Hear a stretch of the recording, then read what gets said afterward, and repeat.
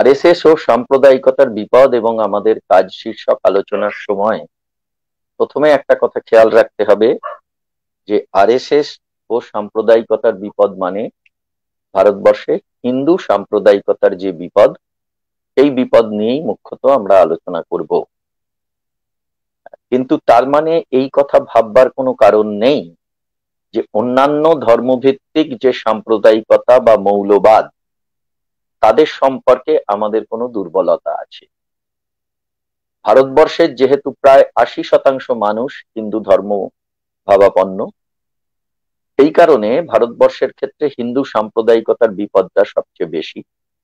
এবং এই মুহূর্তে যারা আমাদের রাষ্ট্র পরিচালনা করছে, বিজেপি, তারাও কিন্তু এই আরএসএস এরই একটি রাজনৈতিক সংগঠন, তার নিরিখে এই দেশ পরিচালনা করছে এবং সমস্ত কিছুকে তারা এই সাম্প্রদায়িক দৃষ্টিভঙ্গিতে, আরএসএস এর দৃষ্টিভঙ্গি এবং তাদেরও বিকৃত যে দৃষ্টিভঙ্গি, সেই দৃষ্টিভঙ্গিতে গোটা দেশকে পরিচালিত করার চেষ্টা করছে এবং হিন্দু রাষ্ট্র বানানোর যে চেষ্টা করছে, তার বিরুদ্ধে আমাদের লড়াই করতে হবে বলেই আমাদের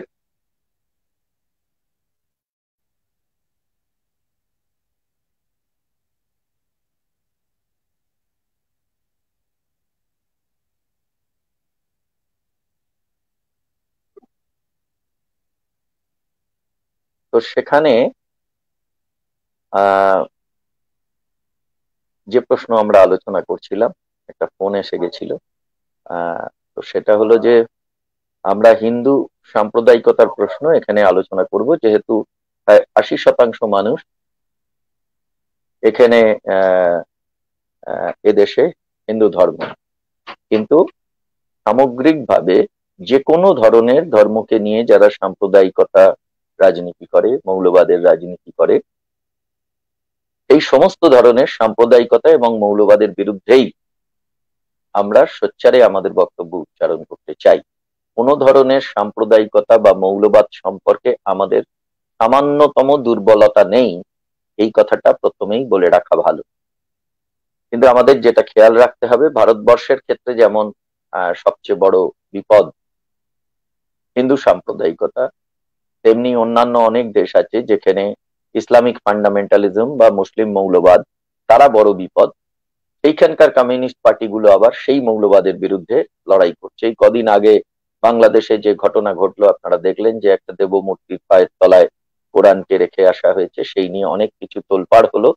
কিন্তু পরবর্তীতে জানা গেল যে একজন চক্রান্তকারী মুসলিম সম্প্রদায়ের মানুষ, তিনি এই কাজটি করেছেন। তিনি কি তার ধর্মকে মহিমান্বিত করলেন? সেই ধর্মকে কলুষিত করার চেষ্টা করলেন, আসলে মানুষে মানুষে বিভেদ, একটা দাঙ্গা, একটা অস্থিরতার পরিবেশ তৈরি করবার জন্য। এবং সেখানে লাল ঝান্ডা কাঁধে নিয়ে বাংলাদেশে বামপন্থীদের, কমিউনিস্টদের এবং সেখানকার শুভবুদ্ধি সম্পন্ন মানুষদের এই ইসলামিক ফান্ডামেন্টালিজমের বিরুদ্ধেই লড়াই করতে হচ্ছে। ফলে সেইটা আমাদের খেয়াল রাখতে হবে যে এখানে আমরা হিন্দু সাম্প্রদায়িকতার বিরুদ্ধে কথা বলছি মানে আমরা কিন্তু অন্য কোনো সাম্প্রদায়িকতার প্রতি সামান্যতম দুর্বল, এ কথা ভাববার কোনো কারণ নেই। ভারতবর্ষে স্বাধীনতা আন্দোলনের সঙ্গে সঙ্গেই আমরা দেখি যে এখানে কিছুটা হিন্দু ধর্মকে কেন্দ্র করে নিজেদেরকে সংগঠিত করবার নানা ধরনের প্রয়াস ছিল। কিন্তু তার মধ্যে দিয়েই আস্তে আস্তে নানান ধরনের কথা এসছে। কিন্তু 1910-11 সালে হিন্দু মহাসভা, এটা এখানে প্রতিষ্ঠিত হলো, একটা প্রাতিষ্ঠানিক রূপ পেল। এখানে সশস্ত্র ব্রিটিশ বিরোধী আন্দোলন ইত্যাদি ইত্যাদি এই সমস্ত প্রশ্ন নিয়েও সেই সময় তারা কিছুটা আলাপ আলোচনা করেছিল। কিন্তু এসেনশিয়ালি এটা হিন্দু ধর্মকে কেন্দ্র করেই ধর্মীয় এবং সাংস্কৃতিক সংগঠন হিসেবে এই সংগঠন গড়ে ওঠে। এবং এই সংগঠন গড়ে উঠবার পরে হিন্দু মুসলমানের দাঙ্গার পরিস্থিতিও ভারতবর্ষের বিভিন্ন জায়গায় আমরা দেখতে পেয়েছি। এর আগে 1906 সালে কিন্তু ঢাকায় মুসলিম লীগ তৈরি হয়েছিল, 30শে ডিসেম্বর 1906 মুসলিম লীগ তৈরি।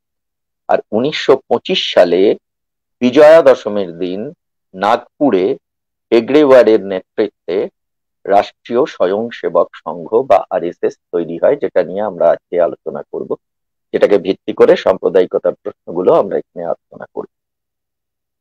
এই রাষ্ট্রীয় স্বয়ংসেবক সংঘ প্রতিষ্ঠার পর থেকে হিন্দু ধর্মকে সামনে এনে হিন্দু ধর্মকে রাজনীতির এপিসেন্টার করে কতগুলো নতুন নতুন ভাবনা চিন্তা এবং ভারতবর্ষে হিন্দু রাষ্ট্র প্রতিষ্ঠা করবার যে সংকল্পের কথা, এটা এই আরএসএস এর মধ্যে দিয়ে আসে।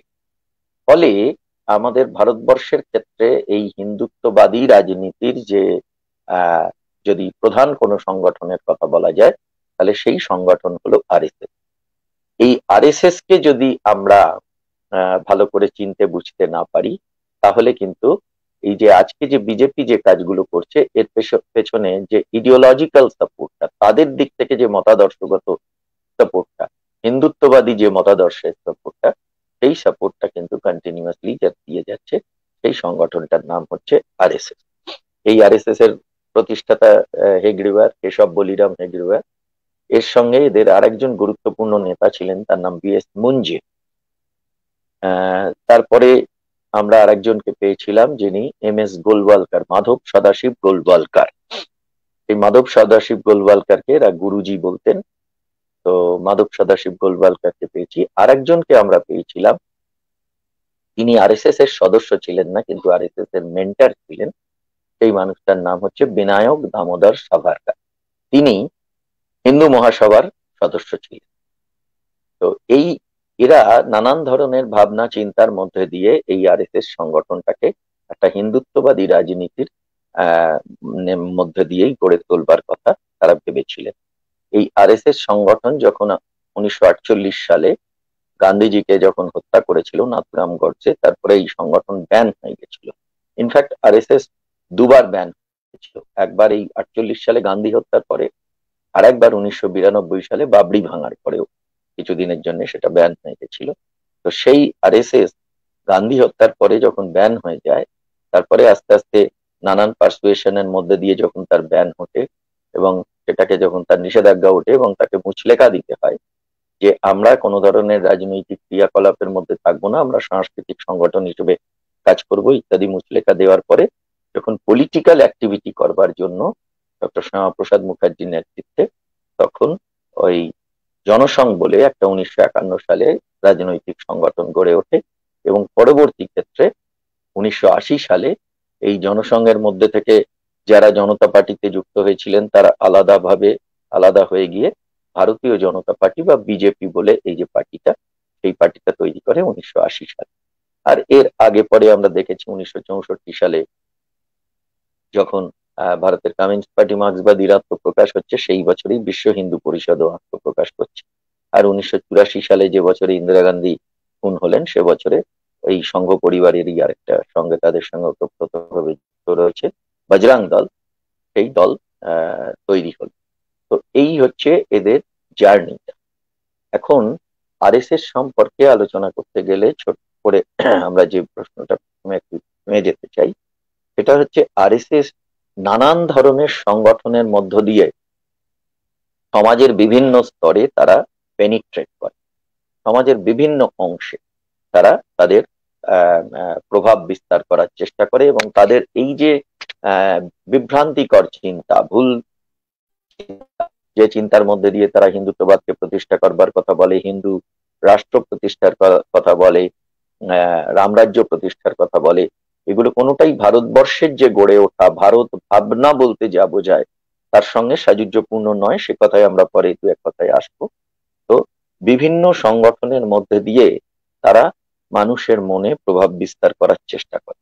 যেমন ধরুন বিদ্যা ভারতী বলে বিভিন্ন ধরনের স্কুল আছে, যে স্কুলে আরএসএস তাদের স্কুল চালায় এবং সেইখানে তারা যে হিন্দুত্ববাদী ভাবনাগুলো ভাবে, যেগুলো সায়েন্টিফিক না, যেগুলো ইতিহাস নির্ভর নয়, পুরাতত্ত্ব বা প্রত্নতত্ত্ব নির্ভর নয়, সেই ধরনের ভাবনাগুলোকে শিশু মনে বারবার ঢোকাতে ঢোকাতে শিশুরা সেই ভুল জিনিসগুলোকে শিখেই তারা বড় হয় এবং তার মধ্যে দিয়ে একটা অনিবার্য ব্যাপার হচ্ছে যে তারা অন্য ধর্মের মানুষদেরকে ঘৃণা করতে শেখে। এই ব্যাপারটা মানুষের মধ্যে গড়ে তোলবার চেষ্টা করে। বিশেষ করে আরএসএস ডিক্লেয়ার করেছে, আরএসএস এর ওই যে একটু আগে মাধব সদাশিব গোলওয়ালকারের কথা বলছিলাম, গুরুজি যাকে বলা হতো, তিনি 1939 সালে 1939 একটা বই লেখেন যে বইটার নাম হচ্ছে we or hour nationhood define, আমরা কারা মানে ভারতবাসীরা কারা এবং আমাদের নেশনহুড জাতিসত্তা, তাকে ব্যাখ্যা করা হলো। এই ব্যাখ্যা করতে গিয়ে তিনি বললেন যে ভারতবর্ষে হিন্দুদের কারা কারা শত্রু। বললেন হিন্দুদের তিনটে শত্রু আছে, হিন্দু ধর্মের তিনটে শত্রু আছে। এক নম্বর শত্রুর নাম হচ্ছে মুসলমান, ইসলাম, দুই হচ্ছে খ্রিস্টান, আর তিন হচ্ছে তামিল। তো এর আগে 1939 সালের আগে আমরা কোনোদিন হিন্দু ধর্মের শত্রু আছে বলে কোনোদিন শুনি।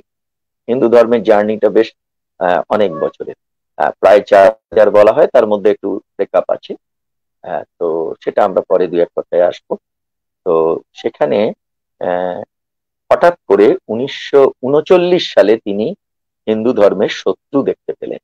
কারণ আরএসএস যে রাজনীতি করতে চায় সেই রাজনীতির বেসিক ভিত্তিটা হচ্ছে হেট পলিটিক্স, ঘৃণার রাজনীতি। অন্যের সম্পর্কে ঘৃণার উদ্রেক না করতে পারলে নিজেদেরকে সংহত করা যায় না। এই একটা বিকৃত বিভ্রান্তিকর ভাবনার উপরে আরএসএস এর পলিটিক্সটা দাঁড়িয়ে আছে। এই কারণে অন্যের প্রতি ঘৃণা সৃষ্টি করার মধ্য দিয়েই নিজেদের কনসলিডেশন বা নিজেদেরকে সংহত করা, নিজেদেরকে ঐক্যবদ্ধ করার কাজ, সেইটা করতে হবে। তো এই পলিটিক্স নিয়ে তারা চলে, যে কারণে তারা হিন্দু ধর্মের তিনটে শত্রুকে দেখতে পেয়েছে। একটা হচ্ছে মুসলিম, ইসলাম, একটা হচ্ছে খ্রিস্টানিটি, খ্রিস্টান, এবং আর একটা হচ্ছে তামিল। তো এই হচ্ছে তাদের স্ট্রাকচারটা। তো বিদ্যাভারতী স্কুলের মধ্যে দিয়ে তারা এই কাজ করে। আদিবাসী মানুষের মধ্যে কাজ করে তারা বনবাসী কল্যাণ পরিষদ বলে একটি সংগঠন, তাদের যে সংগঠন, সেই সংগঠনের অখিল ভারতীয় সাহিত্য পরিষদ, অর্থাৎ সাহিত্যিকদের মধ্যে, সাহিত্য নিয়ে যারা চর্চা করেন তাদের মধ্যে এই অখিল ভারতীয় সাহিত্য পরিষদ বলে সংগঠন, সেই সংগঠনের মাধ্যমে তারা কাজ করে। দীনদয়াল গবেষণা কেন্দ্র, দীনদয়াল উপাধ্যায়ের নাম আপনারা জানেন, তার নামে যে গবেষণা কেন্দ্র, রিসার্চ সেন্টার, সেই তার মধ্যে দিয়ে গবেষকদের মনের মধ্যেও যাতে এই ধরনের চিন্তা ভাবনাকে প্রবেশ করিয়ে দেওয়া যায়, সেই লক্ষ্যে তারা কাজ করে। অখিল ভারতীয় রাষ্ট্রীয় শৈক্ষিক মহাসংঘ, টিচারদের সংগঠন, অল ইন্ডিয়া, তো তার মধ্যে দিয়ে তারা এই কাজ করে। অখিল ভারতীয় ইতিহাস সংকলন, অল ইন্ডিয়া, ওইটা অখিল ভারতীয়, সরি অল ইন্ডিয়া নয়, অখিল ভারতীয় এবিসি, এবিসি মানে তিনটে অ্যালফাবেট নয়, এবিসি নয়, ABISY মানে অখিল ভারতীয় ইতিহাস সংকলন যোজনা, তার সঙ্গে হিন্দু সেবা প্রতিষ্ঠান, তার সঙ্গে friends of India society international, Swadeshi Jagran Manch, ইত্যাদি ইত্যাদি। এইসব সংগঠনের মধ্য দিয়ে ABVP, অল বেঙ্গল বিদ্যার্থী পরিষদ ইত্যাদি, মানে ছাত্রদের সংগঠন, এই ধরনের নানান ধরনের সংগঠনের মধ্যে দিয়ে সমাজের বিভিন্ন স্তরে তারা জাল বিস্তার করে আছে। তাদের মহিলা উইং এর নাম হচ্ছে রাষ্ট্রীয় সেবিকা সমিতি, যেটা 1936 সালে প্রতিষ্ঠিত হয়েছিল। তো তার মধ্যে দিয়ে মেয়েদের মধ্যেও নানাভাবে তারা তাদের ভাবনা চিন্তাকে ছড়িয়ে দেওয়ার চেষ্টা করে। এইটা হচ্ছে তাদের মেকানিজম। এবং এই মেয়েদের প্রশ্ন যখন এলো, তখন একটা কথা আমাদের বলে নেওয়া উচিত যে আমাদের নেতারা অনেক সময় বলেন বা আমরা দেখি যে যে মনুবাদী ভাবনা চিন্তার দ্বারা আরএসএস চলে, মনু সংহিতা আমাদের প্রাচীন ভারতের একটা গুরুত্বপূর্ণ সাহিত্য, কথা ঠিক, তাতে যেমন অনেক ইতিবাচক কথা আছে, অনেক নেতিবাচক কথা আছে, এবং বিশেষ করে নারীদের সম্পর্কে, শূদ্রদের সম্পর্কে, ওইখানে যে জাতিভেদ প্রথা, ব্রাহ্মণ শূদ্র, ব্রাহ্মণ ক্ষত্রিয়, বৈশ্য এবং শূদ্র, তাতে ব্রাহ্মণ্যবাদী চিন্তাধারার দ্বারা ওটা বিশেষভাবে প্রভাবিত। ফলে সেখানে শূদ্রদের সম্পর্কে অত্যন্ত কদর্য কথা সেখানে নানাভাবে আছে, সেখানে নারীদের সম্পর্কে নানান ধরনের কথা আছে, এবং সেখানে তারা এই কথা দৃঢ়ভাবে ব্যক্ত করেছে যে নারীর কোনো স্বাধীন সত্তা থাকতে পারে না। নারী হচ্ছে উনমানব। উনমানব মানে কি? 29 মানে কি 30-এর চেয়ে কম, 49 মানে কি 50-এর চেয়ে কম। উনমানব মানে হচ্ছে মানবের চেয়ে কম, মানে নারী পরিপূর্ণ মানুষ নয়, সে মানুষের চেয়ে কম। এইটা হচ্ছে মনুবাদী ভাবনা, আর সেই ভাবনার দ্বারা চলে যে সংগঠন, সেই সংগঠন হচ্ছে আরএসএস বা অন্যান্য হিন্দুত্ববাদী সংগঠনগুলো এইভাবে চলে। ফলে নারীদের সম্পর্কে তাদের ভাবনাটা অত্যন্ত নিকৃষ্ট। কিন্তু আপনি দেখবেন যে বহু মানুষ, বহু মহিলারা, আমাদের মায়েরা বোনেরা, তারা বিজেপিকে সমর্থন করে, বিজেপিকে ভালোবাসে, বিজেপিকে ভোট দেয়। ফলে তাদের কাছে গিয়ে আমাদের বলতে হবে যে তারা একেবারে ফিলোসফিক্যালি দর্শনগত ভাবে নারীকে অনুমানব বা নিকৃষ্ট মানব বলে তারা মনে করে। যেমন আমি আপনাদের বলছি যে 1925 সালে আরএসএস বা রাষ্ট্রীয় স্বয়ংসেবক সংঘ তৈরি হলো। এরপরে বেশ কয়েকজন মহিলা, তাদের মধ্যে নেতৃত্ব দিয়েছিলেন যিনি, তার নাম হচ্ছে লক্ষ্মীবাই কেলকার। লক্ষ্মীবাই কেলকার তিনি প্রতিনিয়ত এই ডক্টর হেগড়েবারকে, বিএস মুঞ্জেকে, এদেরকে বলতেন যে, মূলত ডক্টর হেগড়েবারকে, যে একটা মেয়েদের সংগঠন করুন না। তো সেইখানে মেয়েদের এই সংগঠন করার প্রশ্নে বললেন, ঠিক আছে তুমি উদ্যোগ নাও, আমরা সহযোগিতা করব। করে 1936-এর 25শে অক্টোবর ওয়ার্ধাতে মেয়েদের সংগঠন তৈরি হলো। সেই সংগঠনটারও নাম হচ্ছে আরএসএস, যদি অ্যাব্রিভিয়েশন করেন, কিন্তু সেই সংগঠনের নাম কি হলো? সেই সংগঠনের নাম হলো রাষ্ট্রীয় সেবিকা সমিতি। আমি এই নামটা বলছি কেন, এই নামটা উল্লেখযোগ্য কেন, আমাদের কাছে মনে রাখাটা জরুরি কেন? এই কারণে যে যখন ছেলেদের নিয়ে সংগঠন, তখন রাষ্ট্রীয় স্বয়ং সেবক সংঘ। স্বয়ং মানে ছেলেরা হচ্ছে স্বয়ং সম্পূর্ণ, মেয়েরা হচ্ছে ডিপেন্ডেন্ট, তাই তাদের নামের ক্ষেত্রে রাষ্ট্রীয় স্বয়ং সেবিকা সমিতি না, রাষ্ট্রীয় সেবিকা সমিতি। কেন না, এই মনুবাদ আমাদের শিখিয়েছে নারীর কোনো স্বাধীন সত্তা নেই। নারী বাল্যে পিতার অধীন, যৌবনে স্বামীর অধীন এবং বার্ধক্যে পুত্রের অধীন। ফলে এই কনসেপশন নিয়ে আরএসএস তারা চলে। এবং সেখানে আমরা দেখছি যে আরএসএস বিভিন্ন জায়গায়, সমাজের বিভিন্ন জায়গায়, আজকে যদি ভারতবর্ষের কোথায় আরএসএস আছে বলতে চান, তাহলে রাষ্ট্র ব্যবস্থার মধ্যে আমাদের এইভাবে প্রশ্নটাকে করতে হবে যে কোথায় আরএসএস নেই। মানে স্টার্টিং ফ্রম প্রেসিডেন্ট হাউস, রাষ্ট্রপতি ভবন থেকে শুরু করে আপনি যে কোনো ধরনের গবেষণা কেন্দ্রে, সেখানে আপনি আরএসএস কে দেখতে পাবেন। জওয়াহরলাল নেহেরু বিশ্ববিদ্যালয়, সেখানে আপনি আরএসএস কে দেখতে পাবেন। সাহিত্য একাডেমি, সেখানে আপনি আরএসএস কে দেখতে পাবেন। ICHR, Indian Council for Historical Research, সেখানে আপনি আরএসএস কে দেখতে পাবেন। আপনি কিছুদিন আগে লক্ষ্য করেছেন কিনা জানি না, যে একটা আমাদের বিশ্বভারতী বিশ্ববিদ্যালয়ের উপাচার্য, তিনি আর্টিকেল লিখলেন এবং সেইখানে আর্টিকেল লিখে বলছেন যে বিনায়ক দামোদর সাভারকার, যিনি হিন্দু মহাসভার একজন সদস্য ছিলেন, যিনি আরএসএস এর প্রাণ পুরুষ ছিলেন, কিন্তু আরএসএস এর সদস্য ছিলেন না, যে কথাটা আপনারা সকলে জানেন, একটু আগে আমিও উল্লেখ করেছি। সেই মানুষটা ব্রিটিশদের কারাগারে বন্দী ছিলেন। আরএসএস এর কাউকে আপনি পাবেন না যিনি স্বাধীনতা সংগ্রামে লড়াই করেছেন।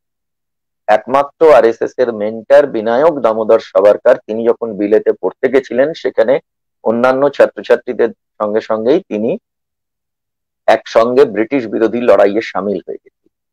কিন্তু পরবর্তী ক্ষেত্রে ব্রিটিশরা যখন তাকে জেলখানায় ঢুকিয়ে দেয়, আন্দামানে ঢুকিয়ে দেয়, তারপরে জেলখানায় ঢোকার পরেই, জেলের জল পেটে পড়ার পর থেকেই তার বোধোদয় হয় এবং তিনি বারংবার ব্রিটিশদের কাছে মুচলেখা দিয়ে চিঠি দিয়েছিলেন এবং সেই চিঠিতে তিনি তার মুক্তির আবেদন জানিয়েছিলেন। আমি এক্ষুনি আমার হাতের সামনে একটা চিঠি আছে, ভিডি সাভারকারের আবেদন, সেলুলার জে, আন্দামান, 1913, এবং সেখানে ভারতে ব্রিটিশ সরকারের প্রতি তিনি কি কি বিষয় সহানুভূতির সঙ্গে জানাতে চাইছেন।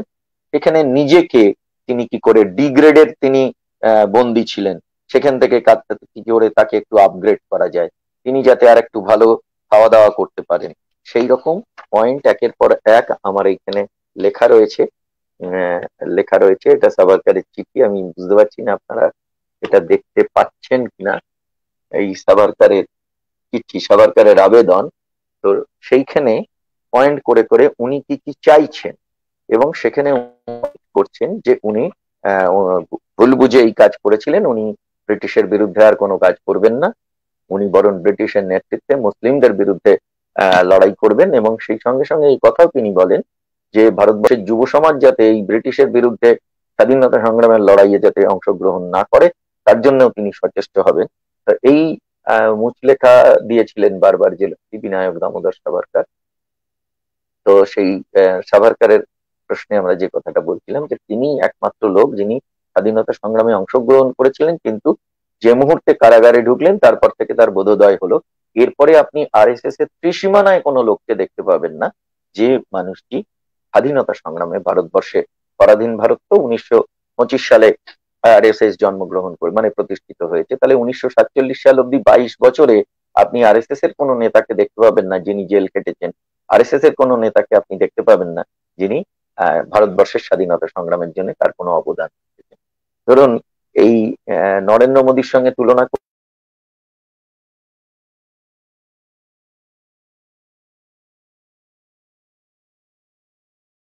ভালো দক্ষ যোগ্য প্রধানমন্ত্রী ছিলেন, নরেন্দ্র মোদীর মতো ছিলেন না, এরম ভাবেও একটা ভার্সন আমাদের দেওয়া হয়। দেখুন আরএসএস এর সঙ্গে থাকবেন, আরএসএস এর নীতিতে চলবেন, আর তিনি দেশের জন্য অনেক কাজ করে যাবেন, তার সমস্ত ভাবমূর্তি ঠিক থাকবে, কখনো হতে পারে।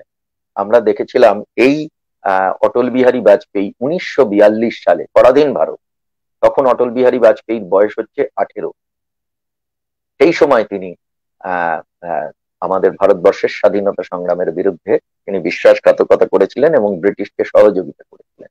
1942 সালে যখন ভারত ছাড়ো আন্দোলন হচ্ছে, তখন উত্তরপ্রদেশের বটেশ্বর বলে একটা জায়গায়, সেইখানে ভারত ছাড়ো মানে ব্রিটিশ বিরোধী আন্দোলন, তার জন্য একটা সমাবেশ হয়েছিল।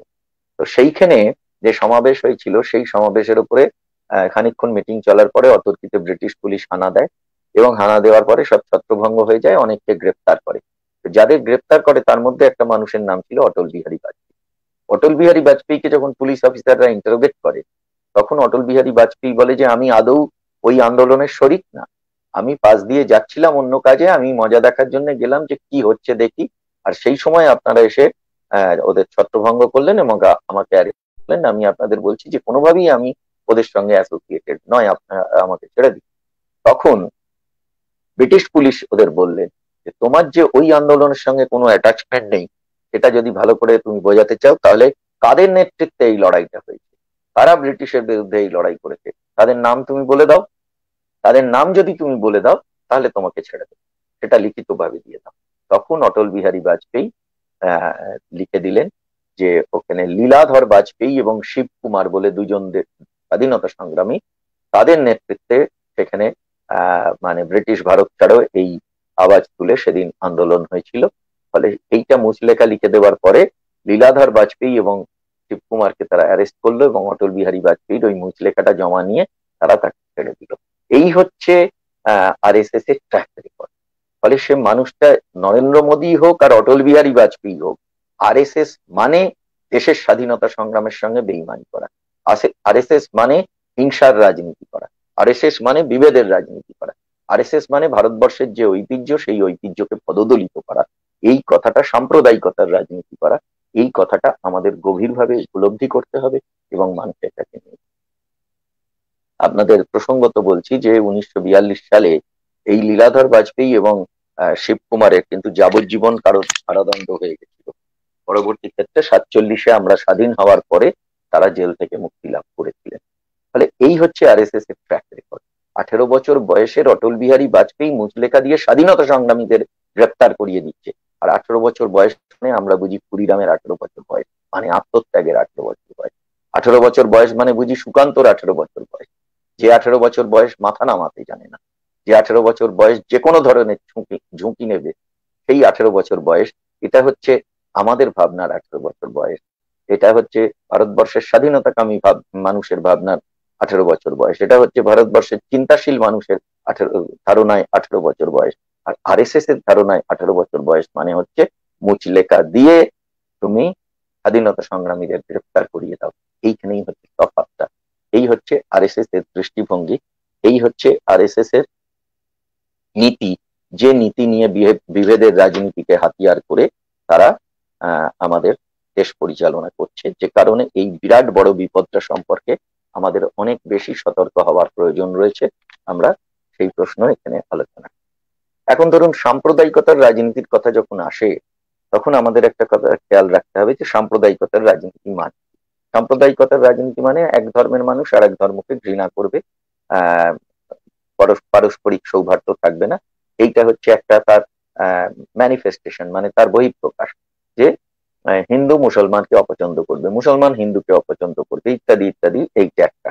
কিন্তু বেসিক্যালি সাম্প্রদায়িকতার মানে কি, সমাজবিজ্ঞানী এবং ঐতিহাসিক বিপানচন্দ্র আমাদের একটা সংজ্ঞা দিয়ে শিখিয়েছিলেন। তিনি বললেন যে সাম্প্রদায়িকতা হলো এমন একটা বিশ্বাস যাতে মনে করা হয় যে একই ধর্মের মানুষের সামাজিক, অর্থনৈতিক, রাজনৈতিক স্বার্থ ভিন্ন।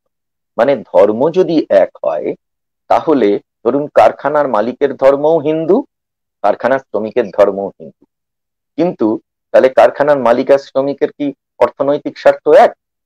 কারখানার মালিক যে কোনো সম্পদ কিনতে পারে, কারখানার শ্রমিক তার পেটে খাবার জোগানোর পরে যদি বাড়িতে বাচ্চাটার অসুখ করে, ওষুধ কেনবার তার পয়সা নেই, অন্যের কাছে গিয়ে হাত পাততে হবে। ফলে এই যে বেসিক জায়গাটা, এই বেসিক জায়গাটাকে গন্ডগোল করে দেয়, বলে তোমার যদি ধর্ম এক হয় তাহলে তোমার সব স্বার্থ এক। ফলে এই জায়গাটা হচ্ছে আমাদের দৃষ্টিভঙ্গিটাকে ঘোলাটে করে দেয়। কারণ আমরা বুঝি যে মুসলমান মালিক মুসলমান শ্রমিককে শোষণ করবে না, তাহলে মালিকের মালিকত্ব চলে যাবে।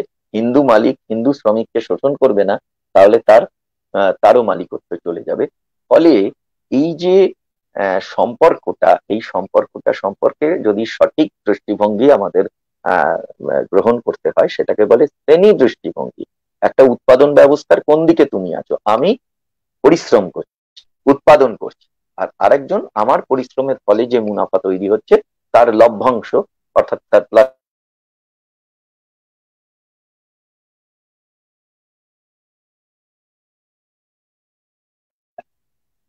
সুবিধা না পাওয়া লোক, আমি পরিশ্রমী নই।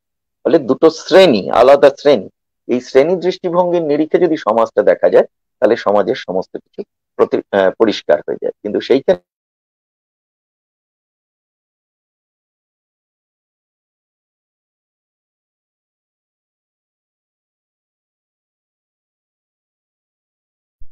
বিপদটা হলো এই যে আমরা দেখি যে আসলে সাম্প্রদায়িকতা হলো একটা বিকৃত দৃষ্টি।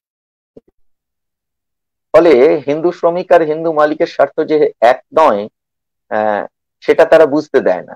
মনে বোঝাতে চায় যে হিন্দু শ্রমিক এবং হিন্দু মালিকের স্বার্থ এক। তার মানে কি, সাম্প্রদায়িকতা হলো একটা বিকৃত দৃষ্টিভঙ্গি, যে দৃষ্টিভঙ্গিতে বোঝানো হয় যে তোমার ধর্ম এক হলে তোমার অন্যান্য স্বার্থগুলো অভিন্ন হবে বা একই হবে। ফলে সাম্প্রদায়িকতা একটা বিকৃত দৃষ্টিভঙ্গি। তাহলে সাম্প্রদায়িকতার চশমা পরে যদি আমরা সমাজটাকে দেখি, তাহলে আমরা সমাজটাকে কেমন ভাবে দেখবো? বিকৃত ভাবে দেখবো। ধরুন আপনি একটা লাল কাগজের চশমা পরে আপনি গাছের সবুজ পাতাটার দিকে যদি তাকান, তাহলে দেখবেন যে গাছের সবুজ পাতাটা আর সবুজ দেখাচ্ছে না, কালো দেখাচ্ছে। মানে যেরকম সেরকম না দেখে বিকৃত ভাবে দেখাচ্ছে। সাম্প্রদায়িকতা হলো সেই দৃষ্টিভঙ্গি যা আমাদের সমাজটাকে বিকৃত ভাবে দেখায়। এখন ধরুন সাম্প্রদায়িকতার প্রশ্নে একটা কথা আসে যে সাম্প্রদায়িকতার বিরোধী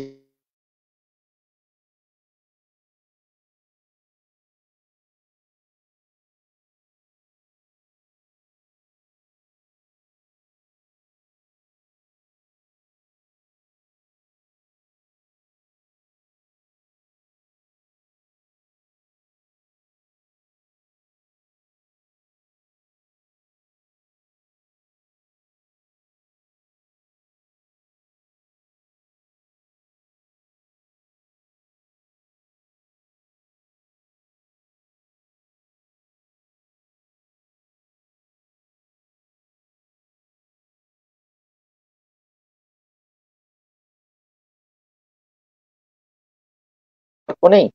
আমি বলবো নিশ্চয়ই আছে। ধর্মকে ব্যবহার করেই সাম্প্রদায়িকতার বিষবৃক্ষ বেড়ে ওঠে।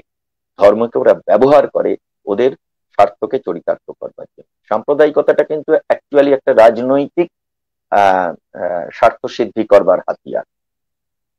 তো সেইখানে দেখুন, সাম্প্রদায়িকতা ধর্মকে ব্যবহার করে তার স্বার্থকে চরিতার্থ করবার জন্য। কিন্তু সাম্প্রদায়িকতা ইকুয়াল টু ধর্ম নয়। যদি আমরা একটা সমীকরণ দিই, এ ইকুয়াল টু বি লিখি, তা সেরকম যদি লিখি সাম্প্রদায়িকতা সমান ধর্ম, তাহলে আমাদের যে কাজটা করতে হবে, সমান চিহ্নের পেটটা যদি কেটে দিই, তাহলে তাকে বলে অসমান। ফলে সাম্প্রদায়িকতা অসমান ধর্ম, সাম্প্রদায়িকতা আর ধর্ম সমান নয়। তাহলে সাম্প্রদায়িকতার সঙ্গে ধর্মের যে সম্পর্ক আছে বলছি, বা আপনারা সকলে জানেন সেটা, তাহলে কিরম সম্পর্ক? যদি আমরা অসমান চিহ্নটাকে, মাঝখানের কাঁটাটা কেটে দিই, তাহলে সাম্প্রদায়িকতা সমান ধর্ম প্লাস রাজনীতি। সাম্প্রদায়িকতা অসমান ধর্ম, কিন্তু সাম্প্রদায়িকতা সমান ধর্ম প্লাস রাজনীতি, অর্থাৎ রাজনৈতিক স্বার্থকে চরিতার্থ করবার জন্য যখন ধর্মকে ব্যবহার করা হয় তখন তা সাম্প্রদায়িকতার রূপ পরিগ্রহ করে।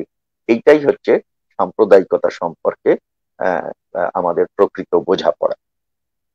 ফলে ধর্মকে তারা ব্যবহার করছে, ধর্মের কোনো উপকার করছে না, ধর্ম তার দ্বারা পরিপুষ্ট হয় না, ধর্মীয় চেতনা মানুষের বাড়ে না। কিন্তু মানুষের যেহেতু ধর্ম সম্পর্কে একটা শ্রদ্ধা বোধ আছে, সেই কারণে সেই শ্রদ্ধাবোধের জায়গাটা থেকেই যেটা করা হয় যে ধর্মটাকে ব্যবহার করে চট করে একটা বড় অংশের মানুষকে নিজেদের দিকে টেনে নেওয়ার যে কাজ, সেই কাজটা তারা করে। সাম্প্রদায়িক শক্তি সেই কারণে ধর্মকে ব্যবহার করে, এবং সাম্প্রদায়িকতাটা সবসময় শাসকের হাতিয়ার। আমি অন্য ধর্মের প্রসঙ্গে, ধর্ম সাম্প্রদায়িকতার প্রসঙ্গে আসবো, কিন্তু একটা কথা বলে নি যে আমাদের দেশে ধর্মের ঐতিহ্য হচ্ছে হাজার হাজার বছরের, প্রায় 4000 বছর আগে থেকে ধর্মের অস্তিত্ব পাওয়া যাচ্ছে। কিন্তু সাম্প্রদায়িকতাটা অত্যন্ত সাম্প্রতিক। ভারতবর্ষে সাম্প্রদায়িকতার রাজনীতি আমদানি করে মূলত ব্রিটিশ, এবং সেটা 1857 সালে, যেটাকে আমরা সিপাহী বিদ্রোহ বলি, কার্ল মার্কস যেটা আমাদের চেনালেন যে ভারতবর্ষের প্রথম স্বাধীনতা সংগ্রাম, সেই সংগ্রামের পরেই ব্রিটিশ যখন ভয় পেয়ে গেল হিন্দু মুসলমান একসঙ্গে লড়াই করছে, যে রেজিমেন্টের তারা সিপাহীরা লড়াই করেছে তার 80% হচ্ছে হিন্দু, কিন্তু তারা সেখানে বলছে যে আমরা বাহাদুর শাহ জাফরকে সিংহাসনে বসাবো। তাদের যখন বলছে যে তোমরা তো ধর্মে হিন্দু, তোমরা কেন একটা মুসলমানকে সিংহাসনে বসাবে, তারা বলছে এই কারণে যে বাহাদুর শাহ তিনি রাজত্ব চালাতে জানেন, যেহেতু তিনি রাজ পরিবারের মানুষ, আমরা রাজত্ব চালাতে জানি না। As simple as anything. ফলে এত সহজ ভাবে তারা যখন বলছে তখন ব্রিটিশ প্রমাদ গুনলো, বললো আরে এদের তো হিন্দুদের মুসলমানের বিরুদ্ধে, মুসলমানের হিন্দুদের বিরুদ্ধে কোনো ঘৃণা নেই, তাহলে এদের যে ঐক্যবদ্ধ শক্তি সেই শক্তিকে আমরা পরাজিত করতে পারবো। কিন্তু যদি আমরা এদের ডিভাইড অ্যান্ড রুল করি, এদের মধ্যে যদি বিভাজন তৈরি করে দিতে পারি, তাহলে সেই বিভাজনের ফলে তারা যদি পরস্পরের প্রতি ঝগড়ায় লিপ্ত হয়, তারা যদি একজন আর একজনকে শত্রু মনে করে, তাহলে কিন্তু আমরা খুব সহজেই তাদেরকে আমাদের পদানত করে রাখতে পারবো। যে কারণে এই 1857 পরে এই পরিকল্পনা করতে করতে 1871 সালে দুটো দলিল তারা প্রস্তুত করে ব্রিটিশরা। একটা দলিলের নাম হচ্ছে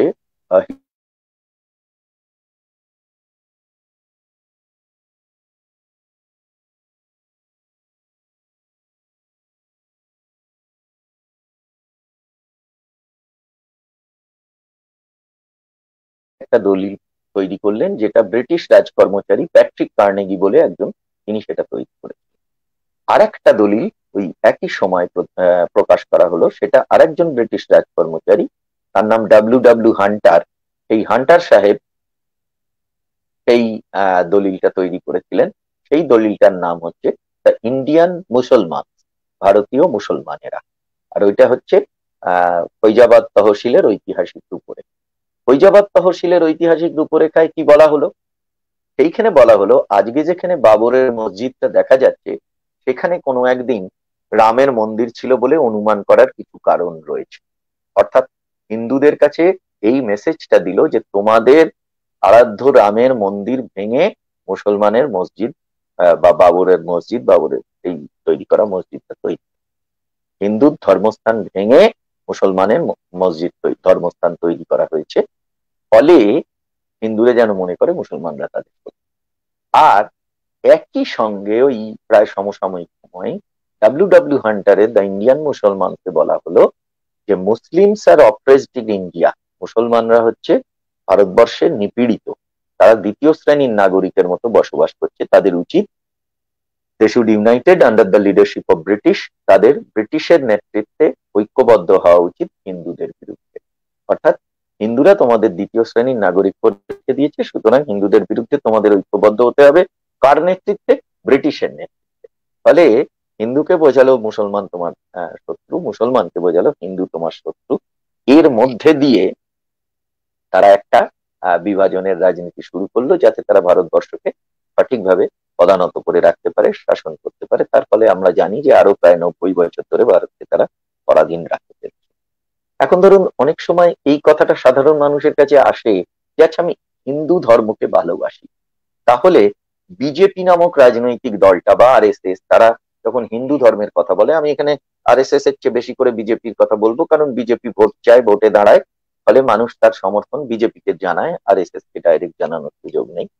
তো সেখানে বিজেপি হিন্দু ধর্মের কথা বলে, তাহলে বিজেপিকে, আমি হিন্দু ধর্মকে ভালোবাসলে আমি বিজেপিকে ভোট দেবো না কেন? আবার ধরুন কেউ যদি বলে, এখানে নয় অন্য জায়গায়, বাংলাদেশে এটা হতে পারে যে আমি ইসলামকে ভালোবাসি, ইসলাম ধর্মকে ভালোবাসি, তাহলে আমি জামাতি ইসলামকে ভোট দেবো। আমাদের এখানে কেউ যদি বলে যে আমি ইসলামকে ভালোবাসি, আমি মুসলিম লীগকে ভোট দেবো না কেন, ইত্যাদি ইত্যাদি, যদি এই ধরনের কথা আসে, তাহলে আমাদের যে কথাটা খেয়াল রাখতে হবে অত্যন্ত পরিষ্কার করে, যে যে ধর্ম, যে, ভুল বললাম, যে রাজনৈতিক দল যে ধর্মকে হাতিয়ার করে রাজনীতি করে, সেই রাজনৈতিক দল সেই ধর্মের সবচেয়ে বড় শত্রু। আরেকবার বলছি, যে রাজনৈতিক দল, মানে আরএসএস বা বিজেপি, হিন্দু ধর্মকে হাতিয়ার করে রাজনীতি করে, তাহলে বিজেপি হিন্দু ধর্মের সবচেয়ে বড় শত্রু। জামাতি ইসলাম, আইসি, হিজবুল মুজাহিদিন, তারা ইসলামকে হাতিয়ার করে রাজনীতি করে, তাহলে তারা ইসলাম ধর্মের সবচেয়ে বড় শত্রু। কেন বলছি এই কথাটা? বলছি এই কারণে যে প্রত্যেকটা ধর্ম তারা দিনের শেষে মানবতার কথা বলে, মনুষ্যত্বের কথা বলে, তারা ধর্মে ধর্মে মারামারি করো, লাটালাটি করো, কাটাকাটি করো, এসব কথা বলে। ধরা যাক হিন্দু ধর্মের উপনিষদ বলছে, যে শ্বেতাশ্বতর উপনিষদে লেখা আছে যে তৃণন্তু বিশ্বে অমৃতস্য পুত্র, শোনো পৃথিবীর মানুষজনেরা, তোমরা অমৃতের পুত্র এবং কন্যা। তাহলে গোটা পৃথিবীর মানুষকে অমৃতের পুত্র কন্যা বলে সম্বোধন করলো কে? হিন্দু ধর্ম। আর বিজেপি কি বলছে, আরএসএস কি বলছে, যে তুমি হিন্দু হলে মুসলমানকে ঘৃণা করো, মারো, কাটো। আকলাককে হত্যা করলো, জুনেদকে মারলো, আশরাফুলকে পুড়িয়ে মারলো রাজস্থানে, আর আহ খ্রিস্টানদের পুড়িয়ে মারলো, খ্রিস্টান পাদ্রীকে পুড়িয়ে মারলো। ফলে বলছে যে তুমি যদি হিন্দু হও, তাহলে তুমি অন্য ধর্মের মানুষকে ঘৃণা করো, তুমি ইসলাম ধর্মের মানুষকে ঘৃণা করো, তুমি খ্রিস্টান ধর্মের মানুষকে ঘৃণা করো, তাদের উপরে আক্রমণ করো। আচ্ছা, ভিন্নন্তু বিশ্বে অমৃতস্য পুত্রা মানে কি? আকলাক খুন করো, জুনেদকে মেরে ফেলো, খ্রিস্টান পাদ্রী গ্রাহাম স্টেন্সকে বাচ্চা সমেত পুড়িয়ে মারো? কোনটা হিন্দু ধর্ম? উপনিষদটা হিন্দু ধর্ম না আরএসএসটা হিন্দু ধর্ম? উপনিষদটা হিন্দু ধর্ম না বিজেপিটা হিন্দু ধর্ম? এই প্রশ্নটা ধর্মপ্রাণ হিন্দু মানুষের কাছে গিয়ে আমাদের করতে হবে, কারণ কোন ধর্ম এই মারামারি খুনোখুনির কথা বলছে না। সেখানে ধর্মকে হাতিয়ার করে রাজনীতি করবার সময় বিভিন্ন ধরনের এই সমস্ত সাম্প্রদায়িক দল, মৌলবাদী দল, তারা এই হত্যা লীলার কথা বলছে। ধরুন ইসলাম ধর্মের একটা গুরুত্বপূর্ণ কথা, যে কথাটা হচ্ছে লাকুম দিনুকুম ওয়ালিয়া দিন, তোমার ধর্মকে তুমি ভালোবাসো, অন্যের ধর্ম তাকে ভালোবাসো, সহিষ্ণুতার কথা, ভালো কথা। সেখানে বলা আছে অকারণে প্রাণী হত্যা করো। যে ইসলাম ধর্মে অকারণে প্রাণী হত্যা না করার কথা বলা হচ্ছে, সেই ইসলাম ধর্মের নাম করে জামাতি ইসলামের লোকেরা পাকিস্তানের পেশোয়ারে আল্লাহু আকবর বলতে বলতে দুবার স্কুল ভর্তি বাচ্চা বাচ্চা ছেলে মেয়েদের, তাদের মাস্টারমশাই, দিনীবনী, স্কুলের স্টাফদের খুন করলো। 147 জনকে এক লপ্তে খুন করলো। কেন? টেরার করায়। তাহলে ওটা কি ইসলাম? মানুষ খুন করাটা কখনো ইসলাম হতে পারে? ইসলাম কথার মানে, ইসলাম শব্দটার মানে হচ্ছে শান্তি, ইসলাম কথাটার মানে হচ্ছে সমর্পণ। তাহলে এই কথাটা আমাদের বলতে যেন গলা কেঁপে না যায়, যে হিন্দু ধর্মের নাম করে যারা খুন করার কথা বলছে অন্য ধর্মের মানুষকে, তারা হিন্দু ধর্মকে কলুষিত করছে, আর ইসলামের নাম করে যারা মানুষকে খুন করছে, তারাও ইসলাম ধর্মকে কলুষিত করছে। ওরা কেউ ধর্মের প্রতিনিধিত্ব করে না, ওরা রাজনীতির প্রতিনিধিত্ব করে, এবং রাজনীতিকে কলুষিত করবার যে কাজ, সেই কাজ তারা করছে in the name of god, in the name of religion, ঈশ্বরের নামে, ধর্মের নামে, আল্লাহর নামে এই সর্বনাশের কাজ তারা করছে। ফলে এদের সম্পর্কে আমাদের সতর্ক থাকতে হবে। এরা মানবতার শত্রু। হিন্দু ধর্ম নিয়ে রাজনীতি করলেও মানবতার শত্রু, ইসলাম নিয়ে রাজনীতি করলেও মানবতার শত্রু। এই কথাটা আমাদের পরিষ্কার করে সোচ্চারে আমাদের বলতে হবে। ধরুন, সব ধর্মেরই মূল সুরটার মধ্যে একটা অত্যন্ত সুন্দর আপনি সাদৃশ্য পাবেন। আমি একটু আগে যেমন বলছিলাম যে শ্রীনন্ত বিশ্বের কথা বলছি, সেরকম হিন্দু ধর্মে আর একটা কথা খুব গুরুত্বপূর্ণ, বসুধৈব কুটুম্বকম। বসুধা মানে হচ্ছে পৃথিবী, পৃথিবীর সব মানুষকে কুটুম্বের মতো, মানে নিজের আত্মীয়ের মতো, পরমাত্মীয়ের মতো করে দেখো। এটা কে বলছে? হিন্দু ধর্ম। আচ্ছা, খ্রিস্ট ধর্মে কি বলা হচ্ছে?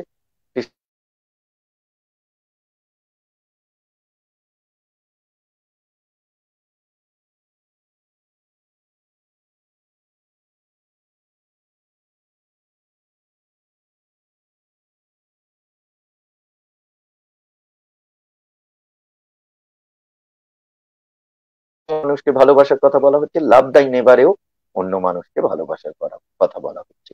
আর ইসলাম ধর্মের হাদিসে বলা হচ্ছে যে যার প্রতিবেশী অভুক্ত থাকে, যার প্রতিবেশী অভুক্ত থাকে তার জন্য জান্নাতের দরজা, জান্নাত মানে স্বর্গ, স্বর্গের দরজা বন্ধ। মানে তুমি নিজে খেতে পাচ্ছ কিন্তু তোমার প্রতিবেশী খেতে পাচ্ছে না, মানে তুমি প্রতিবেশীর যত্ন নাওনি, তাহলে তোমার জন্য স্বর্গের দরজা বন্ধ করে রাখা হবে। এটা হচ্ছে ইসলামের। প্রত্যেকটা ধর্মের তাহলে মূল সুরটা কি? মানুষকে ভালোবাসো, অন্যকে ভালোবাসো।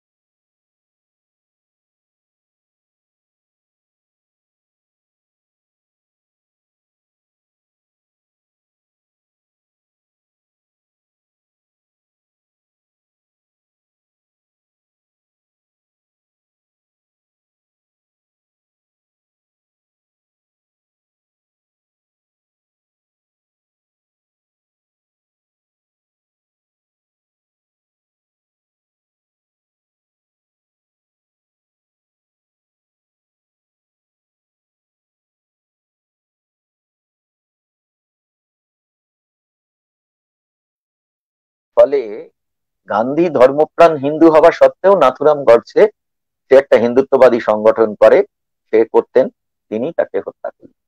ফলে এটা শুধু এক ধর্মের সঙ্গে আর এক ধর্মের থাকছে না, এই জায়গাটা বড় বিপদের জায়গা। আমি যে সহিষ্ণুতার কথা বলছিলাম, আমাদের ভারতবর্ষে দেখুন, বিভিন্ন ধর্মের মধ্যেই এই সহিষ্ণুতার কথা আছে, ভারতবর্ষ বলে শুধু বলছি না।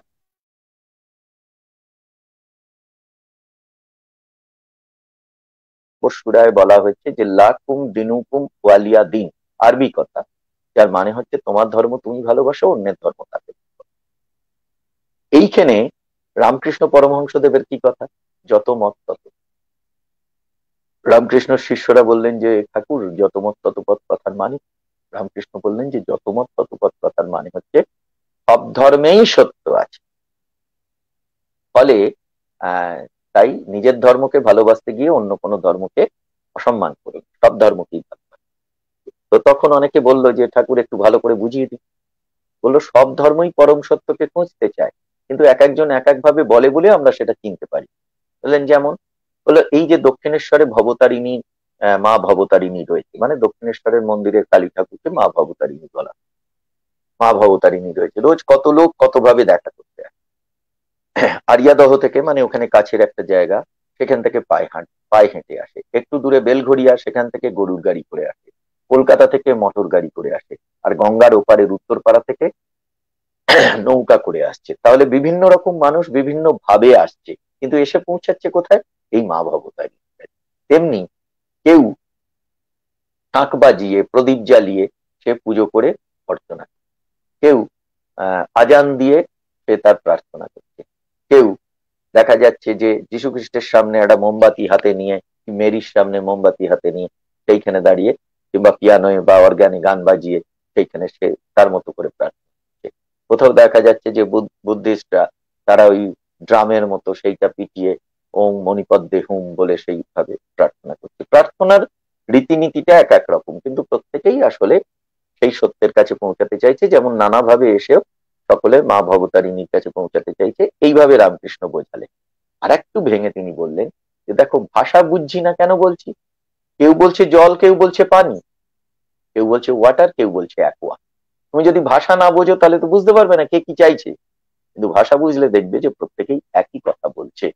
ফলে নিজের ধর্মকে ভালোবাসতে গিয়ে অন্যের ধর্মকে আঘাত করো না, প্রত্যেকেই একই লক্ষ্যে পৌঁছাচ্ছে, এই বিশ্বাসটা যদি রাখো তাহলে দেখবে ধর্মে ধর্মে হানাহানি হবে। এইখানেই যে কথাটা আসে যে রামকৃষ্ণের এই শিক্ষা নিয়ে স্বামী বিবেকানন্দ জাহাজে চেপে চলে গেছিলেন শিকাগো শহরে। সেই শিকাগো শহরে যখন বিশ্ব ধর্ম সম্মেলনের সামনে তিনি বক্তৃতা করছেন, সেইখানে তিনি বললেন যে আমরা we not only believe in tolerance, আমরা শুধু সহনশীলতায় বিশ্বাস করি। সহনশীল তো বটেই, কিন্তু সহনশীলতার মধ্যে এরম কথা থাকে যে তুমি নিকৃষ্ট, কিন্তু আমি আমার ঔদার্য দিয়ে তোমাকে সহ্য করছি, কারণ আমি সহনশীল। ফলে আমাদের কাছে শুধু সহনশীলতা প্রশ্ন না, we believe all religions as true, we accept all religions as true, মানে আমরা প্রত্যেকটা ধর্মের মধ্যেই সত্য আছে, এবং সেই সত্যকে গ্রহণ করে আমরা নিজেদেরকে আরো সমৃদ্ধ করতে পারি, এইটাতেই আমরা বিশ্বাস করি। ফলে এই বোধের উপরে দাঁড়ানোর কথা বলেছি। তো আমরা এই যে হিন্দু ধর্ম নিয়ে এত কথা বলা হচ্ছে, সেখানে আমি একটা কথা আপনাদের বলতে চাই। এই যে আমাদের ভারতবর্ষে হিন্দু ধর্মের যে কনসেপ্টটা এসছে, এটা আসলে এই হিন্দু কথাটা কিন্তু ধর্ম হিসেবে প্রথমে আসে। ইরানিয়ানরা, পার্সিয়ানরা, তারা আমাদের এইখানে সিন্ধু নদকে তারা হিন্দু বলে বলতো, কারণ তারা স বলে উচ্চারণ করতে পারত। সিন্ধু নদের পূর্ব পারে যারা আছে তাদেরকে তারা হিন্দু বলে ডাক। ফলে সেই থেকে মানে হিন্দু কথাটা চালু হয়েছে।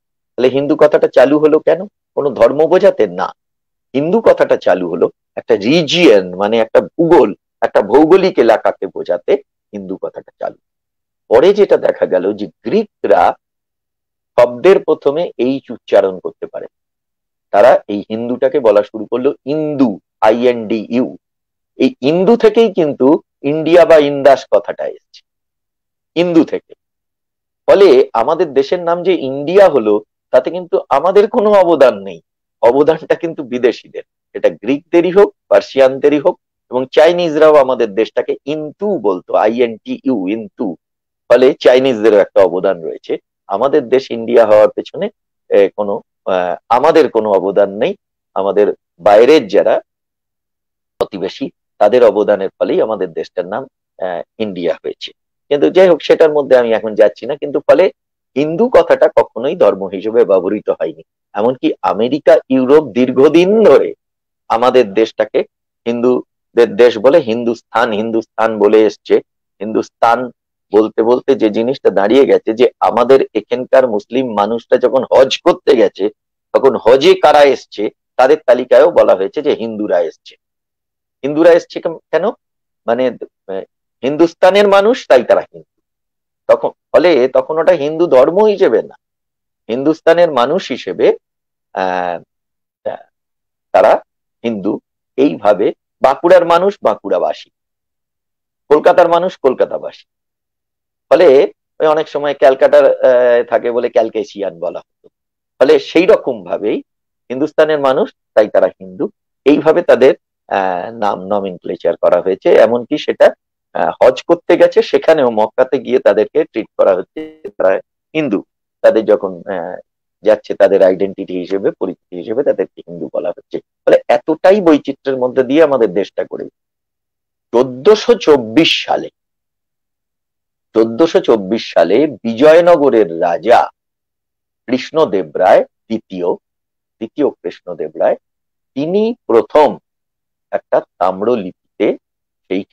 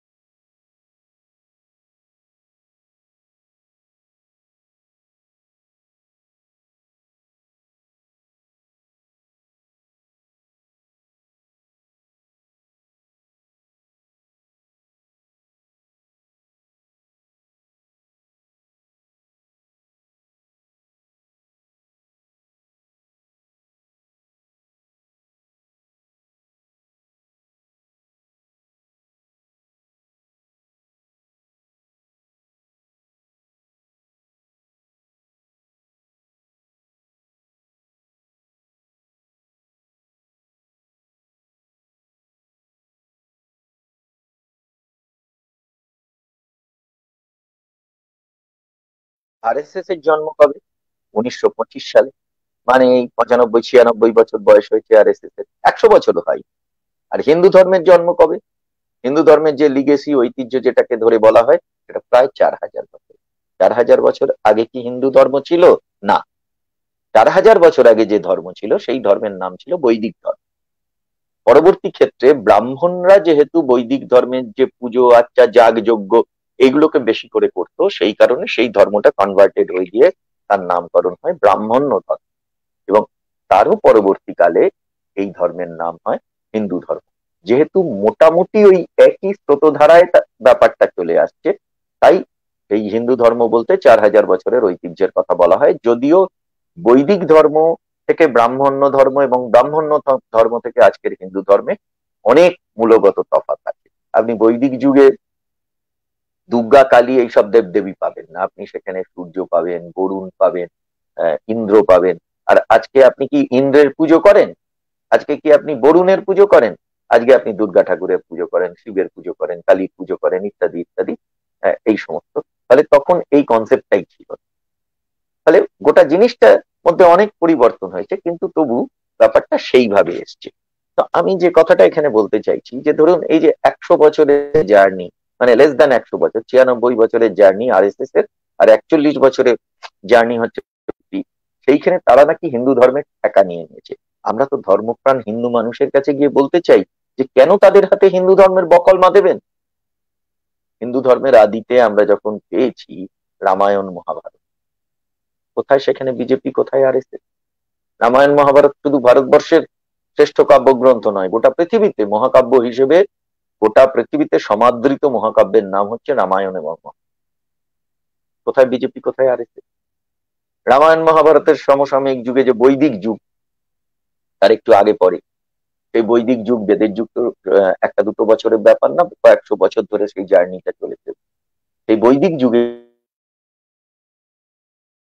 মানে বহু মহিলাকেও আমরা পেয়েছিলাম যারা অসামান্য অবদান রেখে বৈদিক যুগের বৈদিক যে সাহিত্য, ঋক সাম যজুর অথর্ব, বৈদিক সাহিত্যের মধ্যে যে বিভিন্ন অংশ যাকে বলা হয় ব্রাহ্মণ, সংহিতা, আরণ্যক, উপনিষদ, এই সমস্ত আহ অধ্যায়গুলোকে সৃষ্টি করেছেন যারা, তার মধ্যে অন্যতম একজন বৈদিক যুগের পণ্ডিত, তার নাম যাজ্ঞবল্ক। একজন ঋষির নাম উদ্দালক, একজনের নাম আরুণী। বহু ঋষিকা ছিলেন, মহিলা ছিলেন, গার্গী, মৈত্রেয়ী, অপালা, বিশ্ববারা। তো এরা যে অসামান্য অবদান রেখে বৈদিক সাহিত্য সৃষ্টি করেছেন, সেখানে কোথায় বিজেপি, কোথায় আরএসএস? আপনি খুঁজে পাচ্ছেন? আপনি দূরবীক্ষণ যন্ত্র লাগিয়েও সেখানে বিজেপি আরএসএস। আজ থেকে প্রায় 1200 বছর আগে হিন্দু ধর্মকে ভারতবর্ষে ছড়িয়ে দেওয়ার মাস্টার প্ল্যান বানিয়েছিলেন যে মানুষটি, তার নাম আদি শঙ্করাচার্য। সেই মানুষটি কি করলেন?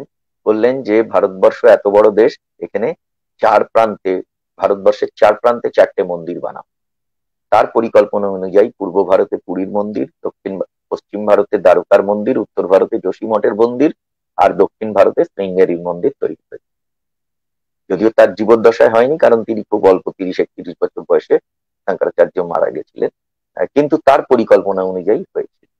তো এই 1200 বছর ধরে যে এই মন্দিরগুলোতে প্রতিদিন ধর্মপ্রাণ হিন্দু গিয়ে তার ধর্ম আচরণ করে আসছে, কোথায় বিজেপি, কোথায় আরএসএস? বিজেপি আরএসএস এর কোনো প্রশ্ন তো নেই এখানে।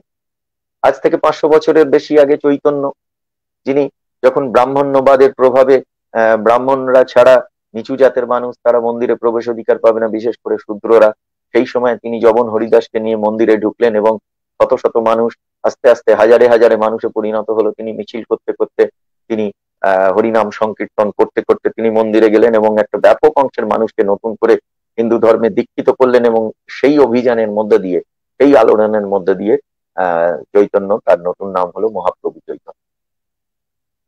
কোথায় বিজেপি, কোথায় আরএসএস? রামচরিত মানস লিখলেন গোস্বামী তুলসীদাস, বাল্মীকি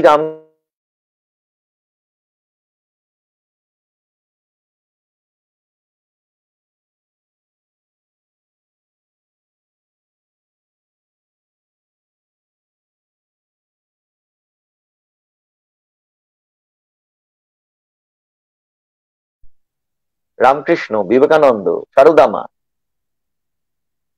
হিন্দু ধর্মকে প্রসারিত করলেন।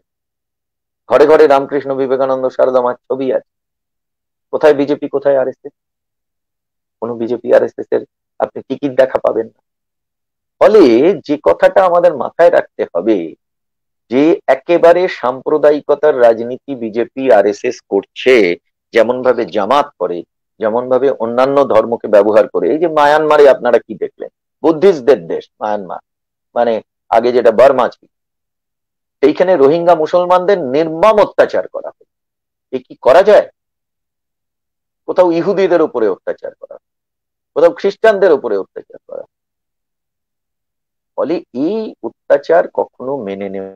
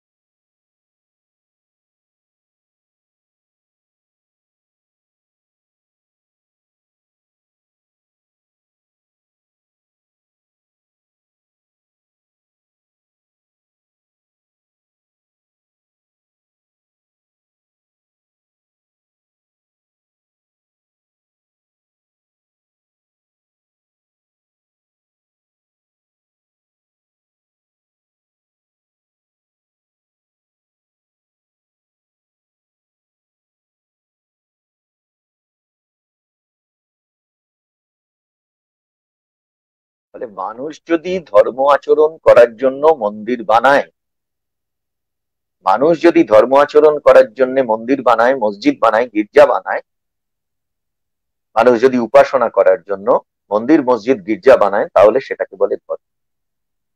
কিন্তু যখন মসজিদ ভেঙে মন্দির বানানো হয়, তখন সেটা ধর্ম থাকে না, সেটা হয়ে যায় রাজনীতি।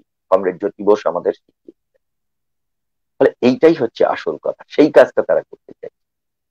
আমাদের কাজ কি? ওরা মিথ্যাকে হাতিয়ার করতে চাইছে, আমরা সত্যটাকে মানুষের সামনে তুলে ধরবো। মানুষকে বোঝাবো বিজেপি আরএসএস হিন্দু ধর্মের প্রতিনিধিত্ব করতে পারে না। কারণ হিন্দু ধর্ম কোনোদিন অন্য মানুষকে ঘৃণা করতে শেখায়নি, তারা বসুধৈব কুটুম্বকম। আমরা মানুষকে শেখাবো যে মিথ্যা প্রচার তারা করতে চাই, করে বিভ্রান্ত করছে। আমি বলেছি যে শত্রু ছাড়া এরা এগোতে পারে না। হিন্দুত্ব কোনো ধর্ম নয়, হিন্দুত্ব একটা পলিটিক্যাল এজেন্ডা। হিন্দু ধর্মের নাম করে মানুষকে একটা রাজনৈতিক জায়গায় বা একটা লক্ষ্যকে সামনে রেখে আহ, একটা জায়গায় সমবেত করে, এইটা হচ্ছে প্রচেষ্টা। এটা কখনো আহ আমাদের দেশের ঐতিহ্যের সঙ্গে সাযুজ্য। আমাদের দেশের ঐতিহ্য মানে কি? আমাদের দেশের ঐতিহ্য মানে হিন্দু মুসলমানের একসঙ্গে চলার ঐতিহ্য। আমাদের দেশের ঐতিহ্য মানে হচ্ছে নানা ভাষা, নানা মত, নানা পরিধান, তার ঐতিহ্য। আমাদের দেশের ঐতিহ্য মানে হচ্ছে রবীন্দ্রনাথ আমাদের শেখালেন, দিবে আর নিবে, মিলাবে মিলিবে, যাবে না ফিরে, এই ভারতের মহামানবের সাগর তীরে। এইটা আমাদের দেশের ঐতিহ্য। সেই ঐতিহ্যকে ওরা আহ দুপায়ে মারিয়ে যাওয়ার চেষ্টা করছে, সেই ঐতিহ্যকে ভুলুণ্ঠিত করার চেষ্টা করছে, হিন্দু মুসলমানে মারামারি, কাটাকাটি, দাঙ্গা ইত্যাদি করার চেষ্টা করছে। এবং তার জন্য নানা ধরনের মিথ্যা কথা, সেই কথাগুলোকে সামনে ধরুন বলা হচ্ছে যে আহ ওই বিভিন্ন সময় দেখবেন যে একটা কথা বলা হচ্ছে যে যে কোনো অপরাধ হলেই মুসলমানদের নাম আসে, তাহলে মুসলমানরা হচ্ছে ইসলাম হচ্ছে সন্ত্রাসের ধর্ম। ইসলাম ধর্মের নাম করে পৃথিবীর বিভিন্ন দেশে সন্ত্রাস করা হচ্ছে, কথা ঠিক। মানে ইসলাম ধর্মের গায়ে সন্ত্রাস কথাটা লিখে দেওয়া যায় না? ধরুন ভারতবর্ষের স্বাধীনতার পরে তিনটে সবচেয়ে বড় বড় খুনের ঘটনা। দেশ স্বাধীন হওয়ার পরে 1948-এ গান্ধী খুন হয়েছিলেন, 1984 সালে ইন্দিরা গান্ধী খুন হয়েছিলেন, আর 1989 সালে 91 সালে রাজীব গান্ধী। এই মাপের লোক, গান্ধীর মতো লোক, ইন্দিরা গান্ধীর মতো লোক, রাজীব গান্ধীর মতো লোক, এই মাপের লোক, আহ এত বড় মাপের লোক দেশে আর খুন হয়। সেখানে আহ একে কে খুন করলো, গান্ধীকে কে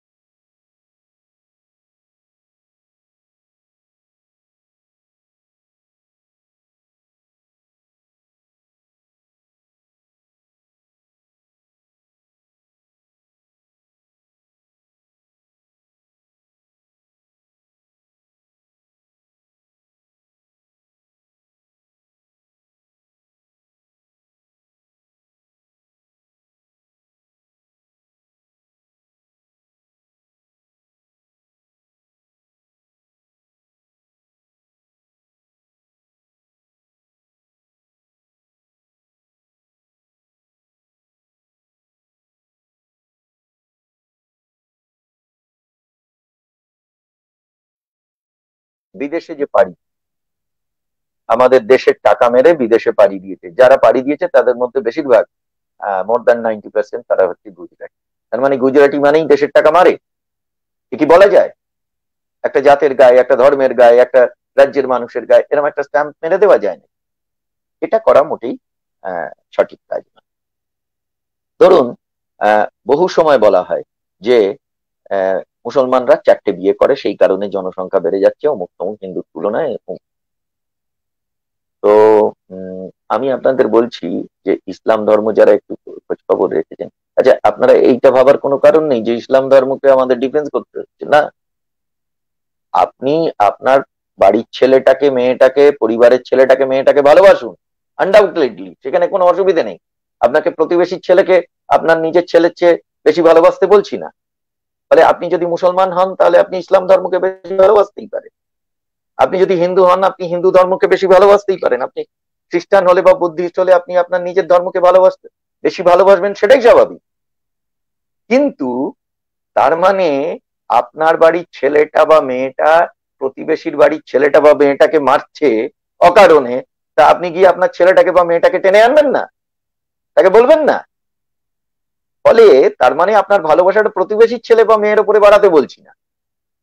কিন্তু অন্যায়ভাবে যখন বলা হয়, এই যে মুসলমানরা 4টে বিয়ে করে, দেখুন পৃথিবীতে জনসংখ্যা হচ্ছে পুরুষ নারী সমান সমান, বরং মেয়েদের সংখ্যা একটু কম।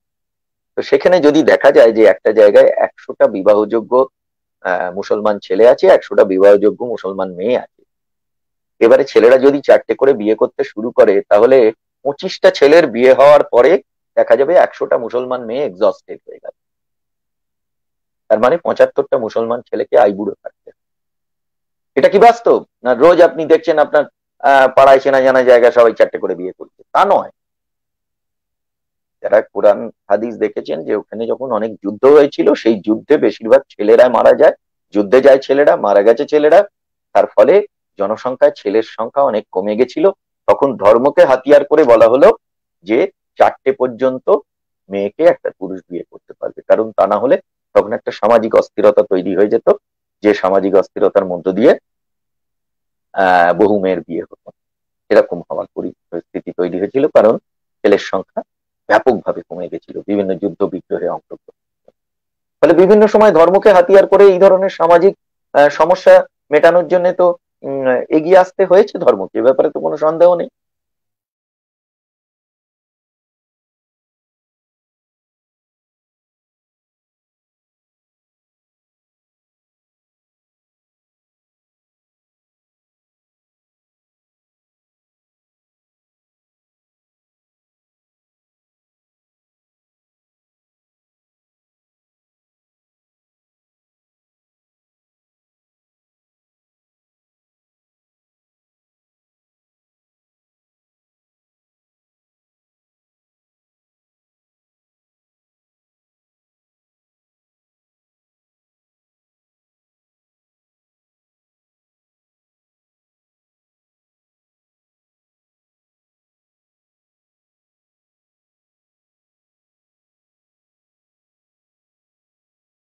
আলোচিত হবে, ফসলের ভর্তুকির প্রশ্ন আলোচিত হবে, প্রতিষ্ঠান দেশের বিক্রি করে দেওয়া হচ্ছে তা যেন বিক্রি করা না হয়, তার জন্য যে লড়াই, সেই লড়াইয়ের প্রশ্ন আলোচিত হবে।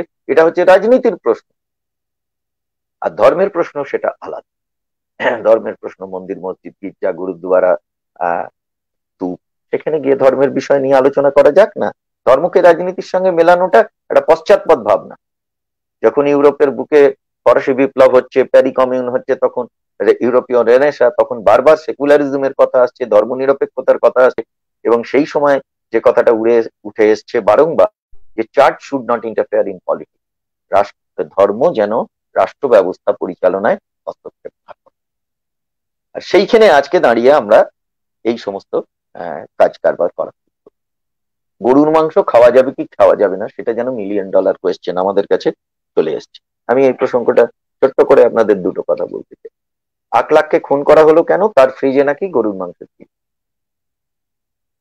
পরে দেখা গেল গরুর মাংস ছিল না। আমি ধরে নিই যদি থাকেও, হিন্দু ধর্মে লেখা আছে গরুর মাংস খাওয়া যাবে না, তাই জন্য আকলাক কেন গরুর মাংস রেখেছে, এইটা হচ্ছে কথা।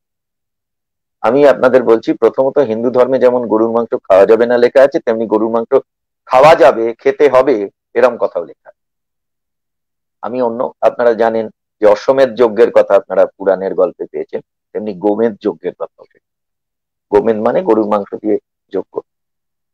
তো আসলে গরুকে খাওয়া যাবে থেকে খাওয়া যাবে নাতে এলো কেন? স্বামী বিবেকানন্দ একটা অসাধারণ কথা আমাদের শেখালেন। তিনি চিকাগো থেকে ফিরে আসবার পরে ভারতবর্ষের বিভিন্ন শহরে তাকে সংবর্ধনা দেওয়া হয়েছিল, এবং সেই সংবর্ধনার প্রত্যুত্তরে তিনি বিভিন্ন জায়গায় হিন্দু ধর্মের এক একটি বিষয় নিয়ে বক্তৃতা করেছিলেন। তিনি মাদুরাতে যে বক্তৃতা করেছিলেন, সেই বক্তৃতায় তিনি বললেন যে ভারতবর্ষ হলো সেই দেশ যেখানে একদিন গরুর মাংস না খেলে ব্রাহ্মণকে ব্রাহ্মণ বলেই স্বীকৃতি দেওয়া হয়। পরে সে নিয়ম বদলে গেল। কেন না, গরু, আমরা কৃষি জাতিতে পরিণত হলাম, এবং গরু একটা সুন্দর গৃহপালিত পোষমানা জীব। সেখানে কৃষি কাজে গরু আমাদের বিশেষ করে কাজে লাগবে। সেই কারণে গরুকে এবারে বাঁচানোর প্রয়োজন হলো। ধর্মগ্রন্থ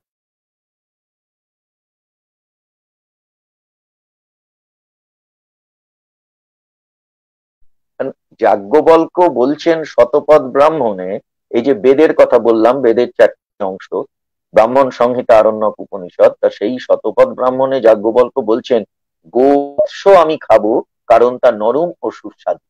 গোবৎস মানে বাছুর। আর যে ইসলাম ধর্মের সঙ্গে গরুর মাংস নিয়ে এত কথা বলি, সেই ইসলাম ধর্মের প্রবর্তক হযরত মুহাম্মদ তার সারা জীবনে এক টুকরো গরুর মাংস খান। কেন খাননি? কারণ মরুভূমিতে গরু পাওয়া যেত।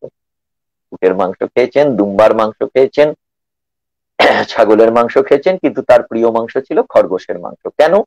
যাজ্ঞবল্ক্যের যে কারণে বাছুরের মাংস প্রিয় ছিল, কারণ তার নরম ও সুস্বাদু, ঠিক একই কারণে হযরত মুহাম্মাদের প্রিয় মাংস ছিল খরগোশের মাংস, কারণ তার নরম ও সুস্বাদু।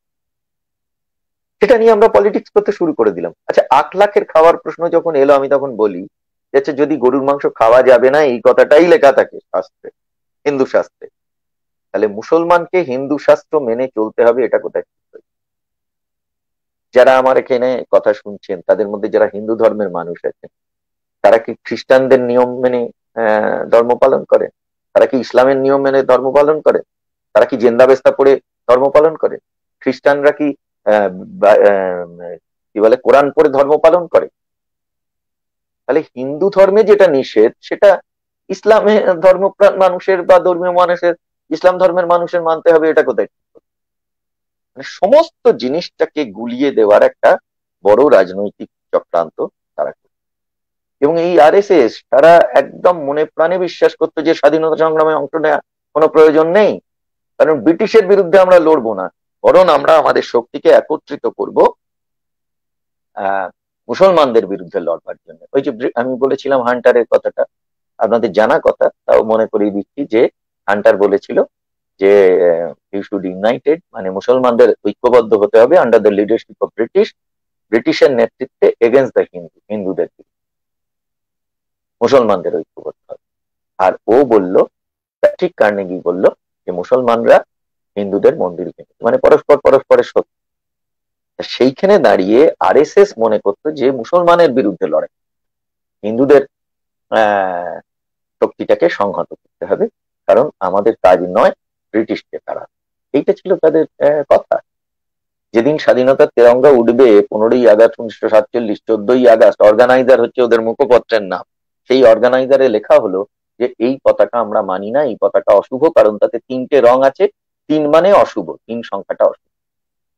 যখন 1950 সালের 26শে জানুয়ারি আমাদের দেশে সংবিধান গ্রহণ করা হলো, সেই সময় আরএসএস বলল যে এই সংবিধান আমরা মানি না, কারণ আমাদের দেশের অন্য কোনো সংবিধান দরকার নেই, মনুর বিধান অনুযায়ী আমাদের চলতে হবে। মনুর বিধান মানে যেখানে নারী নিকৃষ্ট, আরো অনেক কথা আছে, আমি সেই কথা বলতে চাই, সেই বিধান অনুযায়ী চলতে হবে।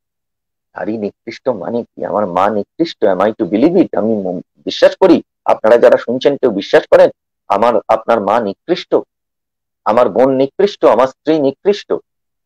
আমরা যে সংগঠনে কাজ করি সেখানে যে হাজারে হাজারে মহিলা কমরেডরা, তারা লড়াইয়ের ঝান্ডা নিয়ে, সমান অধিকারের ঝান্ডাটাকে কাঁধে তুলে নিয়ে তারা লড়াই করে যাচ্ছে, তারা নিকৃষ্ট? মমতা ব্যানার্জির ব্যারিকেডকে চুরমার করে দিয়ে তারা লড়াইয়ের পতাকা সামনে এগিয়ে নিয়ে যাচ্ছে, তারা নিকৃষ্ট? চাঁদে চলে গেল, মহাকাশে চলে গেল ভ্যালেন্টিনা তেরেস্কোভা, তিনি নিকৃষ্ট? মাদাম কুরি বিজ্ঞানের নব নব সত্যকে আবিষ্কার করলেন, তিনি নিকৃষ্ট? এই হচ্ছে ওদের কনসেপ্ট। আমাদের এই জায়গায় অত্যন্ত সতর্ক সজাগ থাকতে হবে। এই মিথ্যাচারের বিরুদ্ধে সত্যগুলোকে আমাদের মানুষের কাছে তুলে ধরতে হবে, আমাদের সত্যের সাথী হতে হবে, আলোর পথযাত্রী হতে হবে। আমি শেষ যে কথাটা বলবো, যে আমরা মার্কসিস্টরা মনে করি যে, অনেকে বলেন যে মার্কস বলেছে ধর্ম হচ্ছে আফিম। এ কথা ঠিক, মার্কস ধর্ম আফিমের কথা বলেছেন, কিন্তু তার আগে অনেকগুলো কথা বলেছেন।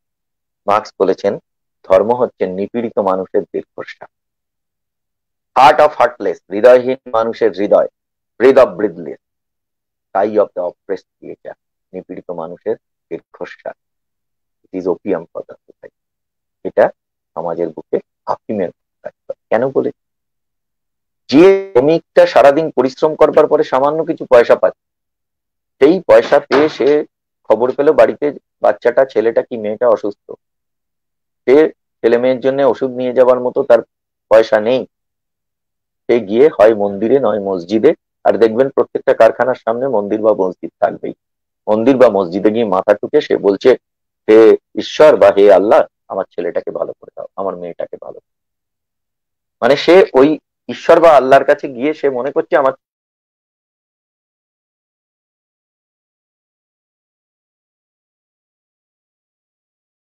ঠাকুর তুমি ভালো করে দিও।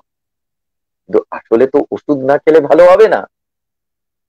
সে যে শোষিত হচ্ছে মালিকের দ্বারা, মালিক হিন্দু হোক বা মুসলমান হোক, মালিকের কাজ হচ্ছে, চরিত্র হচ্ছে শোষণ করা শ্রমিককে, তবে তার মুনাফা তৈরি, এইটা সে মাথার মধ্যে তখন রাখে। ফলে এই জন্য তাকে একটা নেশাগ্রস্ত বুঁদ করে রেখে দিচ্ছে। যেমন মদের নেশায় হাটিখানায় যেমন গিয়ে অনেক সময় তারা গিয়ে নিজেদের সত্যটাকে, বাস্তব অবস্থাটাকে ভুলে যেতে চায়, বিভিন্ন ধরনের নেশা করে যেমন তারা বাস্তব অবস্থাটাকে ভুলে যেতে চায়, ঠিক সেরকম ভাবেই তারা ধর্মের কাছে, ঈশ্বরের কাছে, আল্লাহর কাছে গিয়ে সারেন্ডার করেও তারা এই অবস্থাটা ভুলে যেতে চায়। কিন্তু সেটা প্রকৃত বাস্তব নয়। যদি ছেলেটাকে ভালো করতে হয়, যদি মেয়েটাকে ভালো করতে হয়, চিকিৎসা করতে হবে, তার পয়সা নেই বলে তাকে ঐক্যবদ্ধ হতে হবে, মালিকের বিরুদ্ধে লড়াই করে তার মাইনে বাড়াতে হবে, তবে সে আসল সত্যে পৌঁছাতে পারবে। ফলে এই গোটা জিনিসটা একটা ধর্মের নাম করে যে আমাদের মধ্যে ওপরে একটা পর্দা দিয়ে চাপা দিয়ে দেওয়া হচ্ছে, সেই জায়গাটাকেই মার্কস আমাদের বোঝানোর চেষ্টা করেছেন, ধরবার চেষ্টা করেছেন। তো সেইখানে দাঁড়িয়েই আমাদের খেয়াল রাখতে হবে যে ধর্ম গুরুত্বপূর্ণ, ধর্ম অনেকটা প্রাচীন, সাম্প্রদায়িকতা অনেক নতুন, আরএসএস এর মতো সংগঠন আরো নতুন, সাম্প্রদায়িকতার চেয়েও অনেক নতুন, এবং এরা বিভেদকামী। ফলে ধর্মকে আক্রমণ না করে ধর্মের প্রতি শ্রদ্ধাশীল থেকেও আমাদের এই কাজ করা যায়। কিন্তু আবার মাথায় রাখতে হবে যে ধর্ম ছাড়াও এই পৃথিবী বহু বছর চলেছে, মানুষই ধর্মের সৃষ্টি করে। পৃথিবীর জন্ম কতদিন আগে? 400 কোটি বছর আগে। প্রাণী জগতের জন্ম কতদিন আগে? 25 কোটি বছর আগে। আপনি দেখবেন জুরাসিক পার্ক বলে সিনেমা হয়েছিল, সেখানে বলছে 165 মিলিয়ন ইয়ার্স এগো। মানে জুরাসিক পার্কে যে ডাইনোসর গুলো দেখানো হয়েছিল সেগুলো 16.5 কোটি বছর আগে প্রাণী জগৎ। মানুষের জন্ম লক্ষাধিক বছর আগে।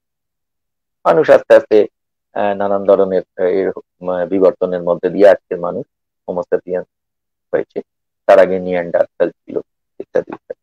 যাই হোক, আমি সেটার মধ্যে যাচ্ছি। ধর্মের বয়স কত? হিন্দু ধর্মে এই যে 4000 5000 বলা হয়, আপনি পৃথিবীতে এমন কোন ধর্ম খুঁজে পাবেন না যে ধর্মের অস্তিত্ব আপনি 4-5 হাজারের বেশি আগে পান। আচ্ছা, আমি যদি ধরেও নি, বাড়িয়ে অনেক বাড়িয়ে, এটা সত্য নয় যে 10,000 বছর আগে পৃথিবীতে ধর্মের আবির্ভাব। তাহলে যদি আমি শুধু মানুষের ইতিহাসটা বলি, সেটা 1 লক্ষ বছরে, তাহলে 90,000 বছর ধরে যে মানুষের বিবর্তন ঘটলো, মানুষ আজকের আধুনিক মানুষে পরিণত হলো, তাতে তো ধর্মের প্রয়োজন হয়নি। এই যে 25 কোটি বছর ধরে জীবজগৎ এগিয়েছে, তাতে তো ধর্মের প্রয়োজন হয়নি। 400 কোটি বছর আগে যে পৃথিবী আবির্ভাব হয়েছে, ধর্মের প্রয়োজন হয়নি। ফলে ধর্ম যারা আচরণ করেন নিশ্চয়ই তাদের কাছে গুরুত্বপূর্ণ, কিন্তু ধর্ম দিয়েই যদি গোটা সমাজটা দেখি, এটা আবার কোনো কাজের কথা না। মানুষটাই বড়। মহাভারতে যুধিষ্ঠির এই মহাভারতে ভীষ্ম বলছেন বিশ্ব যখন সরসজ্জায় শায়িত, তার পায়ে হাত দিয়ে প্রণাম করে সবাই যখন তার আশীর্বাদ নিচ্ছে, সত্য ছিল ইচ্ছা মৃত্যু। সূর্য যখন উত্তরায়ণে যাবেন তখন তিনি দেহ রাখবেন, সবাই গিয়ে তার আশীর্বাদ নিচ্ছে। যখন যুধিষ্ঠির তার কাছে এগিয়ে গেলেন তখন তিনি বললেন যে একটা গূঢ় সত্য কথা তোমাকে বলে যাই, যেটা কথাটা তুমি সবাইকে বলো। গূঢ় সত্য কথাটা কি? সেখানে মহাভারতে বলা হলো, গুজ্জাং ব্রহ্মাং যদিদং তে ব্রবীম না মানুষ শ্রেষ্ঠতরং কিঞ্চিৎ। গূঢ় সত্য কথা তোমাকে বলে যাই, মানুষের চেয়ে শ্রেষ্ঠ এ পৃথিবীতে কেহ নাই। মানুষই শ্রেষ্ঠ। যার থেকে চণ্ডীদাস গান বাঁধলেন, করে মানুষ সত্য তাহার উপর নাই। তো সেইখানে মানুষ ঈশ্বরকে ঈশ্বর বলে ডেকেছেন বলেই ঈশ্বর ঈশ্বর। এই কথা খেয়াল রাখতে, মানুষকে ছোট করে অন্য কোনো কিছুকে বড় করা যায় না। আমরা we are dedicated for the people. আমরা জনগণের উদ্দেশ্যে নিজেদেরকে নিয়োজিত করতে চাই। এটা কমিউনিস্টদের কাজ। জনগণের সেবা করলে, মানুষের সেবা করলেই সব সেবা হয়ে যায়। ধরুন আপনারা 10-15 সেকেন্ডের জন্য, 30 সেকেন্ডের জন্য ভাবুন চোখ বন্ধ করে, যে এই পৃথিবীতে সব আছে, শুধু মানুষ নেই। গাছে পাখি আছে, জলে মাছ আছে, বনে বাঘ আছে, সব আছে, শুধু মানুষ নেই। কে ঈশ্বরকে ঈশ্বর বলে ডাকবে? কে আল্লাহকে আল্লাহ বলে ডাকবে? কে গড বলে ডাকবে? মানুষ আছে তাই ঈশ্বর আছেন, মানুষ আছে তাই আল্লাহ আছেন, মানুষ আছে তাই গড আছে। তো তাদের পুজো সেবা করার সঙ্গে সঙ্গে আমাদের খেয়াল রাখতে হবে, আসলে মানুষের সেবাটাই আমাদের কাছে বড় কাজ। মানুষকে বিভ্রান্ত করছে, মানুষের কাছে আমাদের সত্য তুলে ধরতে হবে, তাদেরকে বোঝাতে হবে। আচ্ছা, পৃথিবীতে একটা গ্রন্থ দেখান, একটা জায়গায় 2 লাইন লেখা আছে দেখান যেখানে ঈশ্বরের সঙ্গে আল্লাহর মারামারি হচ্ছে, আল্লাহর সঙ্গে গডের কাটাকাটি হচ্ছে, গডের সঙ্গে ঈশ্বরের ঘুষোঘুষি হচ্ছে। একটা কোথাও দেখাতে পারবেন না। তাহলে যদি ঈশ্বরের সঙ্গে আল্লাহর কখনো বিবাদ না হয়, আল্লাহর সঙ্গে যদি গডের না বিবাদ হয়, তাহলে ঈশ্বরের অনুগামীর সঙ্গে আল্লাহর অনুগামীরা কেন বিবাদ করবে? আল্লাহর অনুগামীদের সঙ্গে গডের অনুগামীরা কেন বিবাদ করবে? এই কথাটাই আমাদের মানুষের কাছে সহজ সরল ভাবে তুলে ধরতে হবে। যে মানুষ তুলসী তলায় প্রদীপ না জ্বালিয়ে, যে মা সন্ধেবেলায় জল গ্রহণ করে না, তার কাছেও ধর্ম মানে বিশ্বাস, ধর্ম মানে ভালোবাসা। তিনি পৃথিবীর সমস্ত মানুষের মঙ্গল চান, তিনি তার ইষ্ট দেবতাকে প্রণাম করার সময়। আর যে মানুষ সন্ধ্যেবেলায় মাগরিবের নামাজ না পড়ে জল গ্রহণ করেন না, সেই ধর্মপ্রাণ মানুষও নামাজ পড়ার পরে আল্লাহর কাছে যখন দোয়া মাঙেন, তিনি মানুষের মঙ্গলের কথা বলেন, কোনো মানুষের অমঙ্গলের কথা তিনি কখনো বলেন না। এইটাই হচ্ছে ধর্মীয় বিশ্বাস। আর সাম্প্রদায়িকতাকে হাতিয়ার করে এই আরএসএস এর মতো প্রতিষ্ঠানগুলো, জামাতে ইসলামের মতো প্রতিষ্ঠানগুলো, তারা মানুষের মনের এই সরল ধর্মীয় বিশ্বাসটাকে হাতিয়ার করে সেখানে তারা বিষ ঢালে। এর বিরুদ্ধে আমাদের সোচ্চার হতে হবে। আমি আপনাদের কাছ থেকে নেওয়ার আগে ছোট্ট 1 মিনিটের একটা গল্প বলে বিদায় নিতে চাই, যে আমাদের দেশের ঐতিহ্যটা কি। আমাদের দেশের ঐতিহ্য সাম্প্রদায়িক সম্প্রীতির ঐতিহ্য। রবীন্দ্রনাথের পাশে নজরুল, বিভূতিভূষণের পাশে মুস্তাফা আলী, এটাই হচ্ছে আমাদের দেশের ঐতিহ্য। সেই নন্দলালের পাশে মকবুল ফিদা হোসেন, এইটা আমাদের দেশের ঐতিহ্য। রবিশঙ্করের পাশে আলী আকবর, এইটা আমাদের দেশের ঐতিহ্য। আমি একটা ছোট্ট গল্প বলে আপনাদের কাছ থেকে বিদায় নেব। 1953 সাল ভারতবর্ষ স্বাধীন হওয়ার পরে ভারতবর্ষে জনপ্রিয় চলচ্চিত্র তৈরি হয়েছিল, যে চলচ্চিত্রটার নাম হচ্ছে বাইজু বাওড়া। নায়কের নাম ভরতভূষণ, নায়িকা মীনা কুমার। এই সিনেমাটায় একটা দৃশ্যে দেখা গেল যে একটা মাটির প্রতিমার সামনে দাঁড়িয়ে নায়ক ভরতভূষণ তিনি দেবতার প্রার্থনা করছেন গান গেয়ে, এবং প্রার্থনা করতে করতে অঝোর ধারায় কাঁদছেন। গানটা কি ছিল? ভগবান ভগবান ও দুনিয়া কি রখবালে, তুম দর্দ ভরে মেরে লালে। এই ঈশ্বর, দুনিয়ার রক্ষাকর্তা, আমার প্রার্থনা শোনো বলে তিনি বলছেন, ঈশ্বর তুমি আমায় দেখা দাও, ইত্যাদি ইত্যাদি। কিন্তু ঈশ্বর তো ওরম ভাবে চট করে দেখা দেবে না। গান এগিয়ে যাচ্ছে, ভরতভূষণের অভিমানের কথা গানের মধ্যে দিয়ে প্রকাশ পাচ্ছে। পেতে পেতে সে এক সময় ঈশ্বরের কাছে গানের মধ্যে দিয়ে প্রার্থনা করে বলছে, জীবন মেরে ওয়াপাস লে লো, জীবন দেনে বালে। এই ঈশ্বর, তুমি যে জীবনটা আমাকে দিয়েছো, সেই জীবনটাই তুমি ফেরত নিয়ে নাও, এ জীবনের আর কোনো প্রয়োজন নেই। এই কথা যখন বলছে, তখন সিনেমার পর্দায় দেখা যাচ্ছে যে ভরতভূষণ অঝোর ধারায় কাঁদছেন, আর এই মাটির প্রতিমার চোখ দিয়েও টপটপ করে জল। এটা সত্য নয়, এটা বাস্তব নয়, এটা সিনেমায় হয়, এটা কাল্পনিক, এটা মেটাফর, এটা রূপক। কিন্তু দৃশ্যটা যখন এরকম, তখন দেখা যাচ্ছে হল ভর্তি লোক, তাদেরও চোখে জল। কেন বললাম এই গল্পটা? বললাম এই কারণে যে ভগবান ভগবান বলে এই হৃদয় মথিত করা গানটা কে লিখেছে? দিনে 5 বার নামাজ পড়া একজন ধর্মপ্রাণ মুসলমান উর্দু কবি, তার নাম শাকিল বাদাউনি। তিনি এই কবিতাটা লিখেছেন, গানটা লিখেছেন। কে সুর করেছে? তিনিও একজন ধর্মপ্রাণ মুসলমান, তার নাম নওসাদ। তিনিও দিনে 5 বার নামাজ পড়তেন, তিনি এই গানের সুর করেছেন। যারা গান বাজনার খবর রাখেন তারা জানেন রাগ রাগিনীর সাহায্যে গানে অনেক সময় সুর করা হয়। এই গানটি দরবারি কানাড়া বলে একটি রাগের সাহায্যে সুর করা হয়েছিল, যে দরবারি কানাড়া রাগটা সৃষ্টি করেছিলেন আকবরের নবরত্ন সভার অন্যতম রত্ন মিয়া তানসেন।